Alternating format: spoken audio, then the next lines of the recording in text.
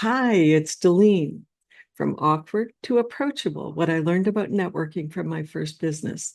Have you ever started a business and suddenly realized you had no idea how to network? Oh, I know that feeling. When I launched my very first business, I was confident in my work, but completely uncomfortable when it came to networking. I could not even hand out a business card without feeling nauseous. It was if I was standing behind a booth or a table at an event. I was fine. I could talk to anybody who walked up to me. I knew my products, I knew my services, and I felt grounded in my space. But take me away from that booth and put me in a room with everyone else, and my confidence disappeared, or imposter syndrome showed up. What surprised me was where I did feel comfortable. I found myself naturally connecting with other vendors. I would walk around, chat with people behind their tables, ask what they did, and look for ways we could collaborate or support each other. Those conversations somehow felt easier. They were relaxed. There was no pressure or pitch to perform. Over time, some of my best professional relationships came from those casual conversations behind the tables rather in front of them. We were kind of both in the same boat, if that makes any sense. That was my first real lesson in networking. Comfort leads to connection, but it takes courage to get there. Making your space work for you. As I spent more time doing events, I started to notice how much presentation mattered, not in a flashy or expensive way, but in a thoughtful, intentional way. Your booth or table is often your first introduction. Before you say a word, it's already communicating something for you. One of the biggest challenges I made was elevating my display, literally raising products or materials to eye level to make it easier for people to see what I did without feeling like they were intruding. Clear signage that explains who you are and how you help people removes uncertainty. When people understand what they are walking into, they are far more likely to approach. The easier you make it for someone to understand you, the more approachable you become. Give people a reason to engage. People want a reason to stop. One simple way is to invite interaction, is through a door prize or a giveaway. Everybody loves the possibility of winning something, even if it's small. Adding a QR code makes it even easier. A quick scan allows people to enter, follow you online, and learn more without pressure. That one small action can turn a passerby into a connection.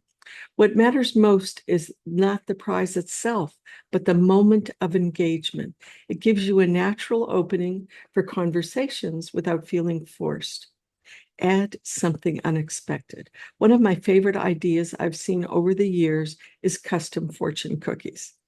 Imagine being a lawyer with fortunes that say, I see a will in your future, or justice is on your side. It's a playful, clever, and memorable. It is playful, clever, and memorable. People smile. They talk about it. They remember you. Unexpected touches like this create moments, and people remember moments more than brochures.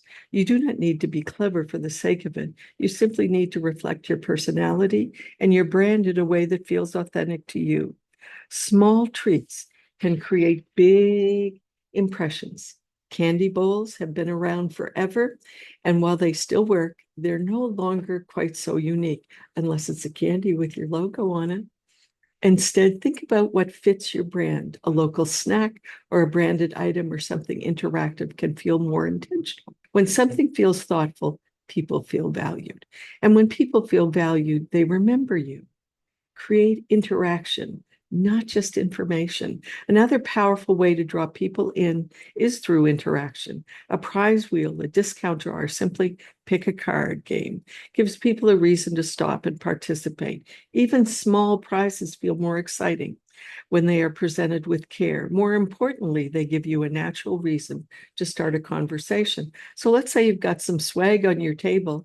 Instead of just giving it out, you let them spin the wheel.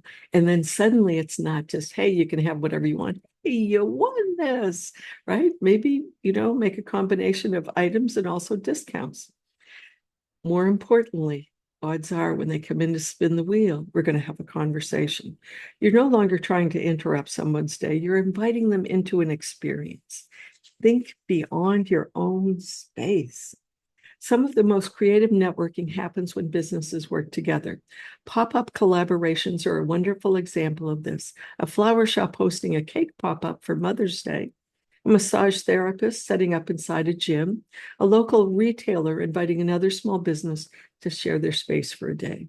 When businesses collaborate, everyone benefits from shared exposure. Customers love discovering something new, and businesses gain access to an audience they may not have reached on their own. Networking does not always mean going somewhere new. Sometimes it means inviting someone into your space. Networking can be creative and fun. One of the biggest myths about networking is it has to be uncomfortable. It does not.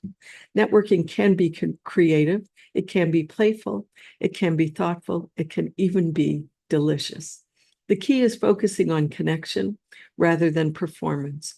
When you create environments and experiences that make people feel welcome, curious, and engaged, networking stops feeling intimidating and starts feeling natural. Looking back, I did not become confident at networking overnight. I learned by noticing what worked, paying attention to how other people responded, and giving myself permission to try things that felt aligned with who I was.